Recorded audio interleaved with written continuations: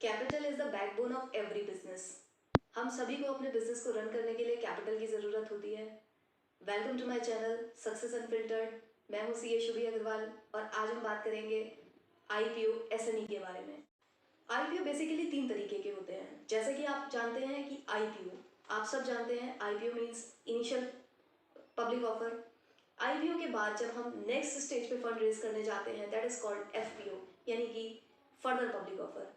इन सब के अलावा जो स्टॉक एक्सचेंज ने ये नई स्कीम लॉन्च करी है that is called IPO SME, यानी कि initial public offer for small and medium enterprises. BSE SME और एनएसई इमर्ज दो तरीके के एसएमई आईपीओ।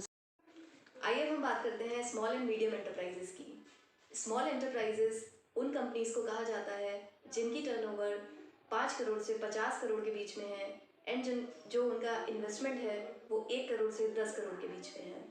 मीडियम एंटरप्राइजेस में उन कंपनीज को रखा जाता है जिनका इन्वेस्टमेंट 5 करोड़ से 50 करोड़ के बीच में है एंड उनका टर्नओवर 250 करोड़ तक है। यानी कि वो कंपनीज जिनका टर्नओवर बहुत हाई नहीं होता है वो एसएमई इंडस्ट्रीज होती हैं। अब हम बात करते हैं कि ये आईपीओ एसएमई की आखिर ज़रूरत क्यों पड़ी। यानी कि ये जो एसएमई इंडस्ट्री है ये हमारी कंट्री का बैकबोन है। ये 45% ऑफ एम्प्लॉयमेंट जनरेट करती हैं। 50% ऑफ एक्सपोर्ट इन्हीं एसएमईज के द्वारा किए जाते हैं। गवर्नमेंट के रेवेन्यू बढ़ाने में भी इन्हीं कंपनीज का बहुत बड़ा हाथ है।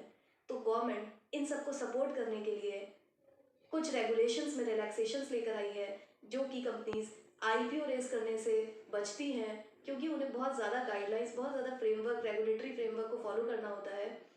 तो वो कंपनीज आईपीओ एसएमई के थ्रू फंड रेजिंग कर सकती हैं। हम समझते हैं अंडरराइटर कौन होता है। अंडरराइटर एक ऐसी पार्टी होती है जो कि एज्यूम करती है, इवेल्युएट करती है कि कंपनी का क्या रिस्क है इस इशू को लाने में, यानी कि उसका शेयर्स कितने सब्सक्राइब होंगे। इस एश्योरिटी को देने के लिए ये अंडरराइटर एक फ़ी, एक कमीशन या फिर एक स्प्रेड चार्ज करता है और ये अंडरराइटिंग मैंडेटरी होती है आईपीओ एसएमई के केस में भी और मेन बोर्ड आईपीओ के केस में भी। अब हम बात करते हैं प्रोस्पेक्टस की। प्रोस्पेक्टस क्या होता है? प्रोस्पेक्टस एक ऐसा डॉक्यूमेंट है जिसमें कि कंपनी के बारे में सारी डिटेल, सारी हिस्ट्री, सारी इंफॉर्मेशन होती है कि कंपनी का क्या ट्रैक रिकॉर्ड है, कंपनी की क्या प्रॉफिटेबिलिटी है, कंपनी की क्या हिस्ट्री है, क्या प्रमोटर्स रहे हैं उसके, कौन कौन उसके फाउंडर्स हैं, ये सारी हिस्ट्री प्रोस्पेक्टस में होती है। आइए अब समझते हैं कि मेन बोर्ड आईपीओ और एसएमई आईपीओ में आखिर डिफरेंस क्या है। बहुत सारी ऐसी कंडीशंस हैं जो मेन बोर्ड आईपीओ लगाती है जबकि आईपीओ एसएमई में उनको रिलैक्स किया गया है। आइए समझते हैं। Lot size. Main board IPO का लॉट साइज 10,000 to 15,000 के बीच में होता है, जबकि आईपीओ एसएमई का साइज मिनिमम 1 लाख किया गया है। रिपोर्टिंग। मेन बोर्ड आईपीओ के केस में कंपनीज को हर 3 महीने में अपनी रिपोर्ट देनी होती है, जबकि आईपीओ एसएमई के केस में ये पीरियड 6 मंथ्स का है। रेगुलेटर। आईपीओ एसएमई के केस में स्टॉक एक्सचेंज ही उसे रेगुलेट करता है, जबकि मेन बोर्ड आईपीओ में सेबी उसे कंट्रोल करता है।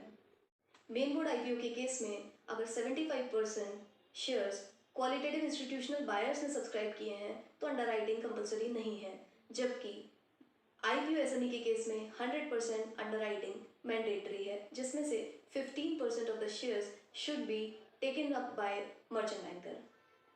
मेन बोर्ड आईपीओ के केस में मिनिमम शेयर होल्डर्स 1000 होते हैं, जबकि आईपीओ एसएमई के केस में ये क्राइटेरिया मिनिमम 50 शेयर होल्डर्स का है। मेन बोर्ड आईपीओ के केस में pre tax profit should be minimum 15 crore out of any 3 financial years out of last 5 preceding financial years, जबकि आईपीओ एसएमई के केस में ऐसी कोई भी कंडीशन नहीं है। तो आपने जाना कि एसएमई आईपीओ बहुत सी रिलैक्सेशन देता है जो कि मेन बोर्ड आईपीओ नहीं देता है। ये इस स्कीम इसलिए लॉन्च की गई जिससे कि ज़्यादा से ज़्यादा कंपनीज स्टॉक एक्सचेंज में आकर लिस्टेड हों और फंड रेज कर पाएँ, क्योंकि ये जो एसएमईज हैं यही हमारा बैकबोन है। इसी को अगर हम आगे बढ़ाएंगे तो हमारी कंट्री ग्रोथ करेगी। अब तक 355 कंपनीज बॉम्बे स्टॉक एक्सचेंज में लिस्टेड हो चुकी हैं, जिसमें से 125 कंपनीज मेन बोर्ड में माइग्रेट भी हो चुकी हैं। Thank you very much for watching our channel.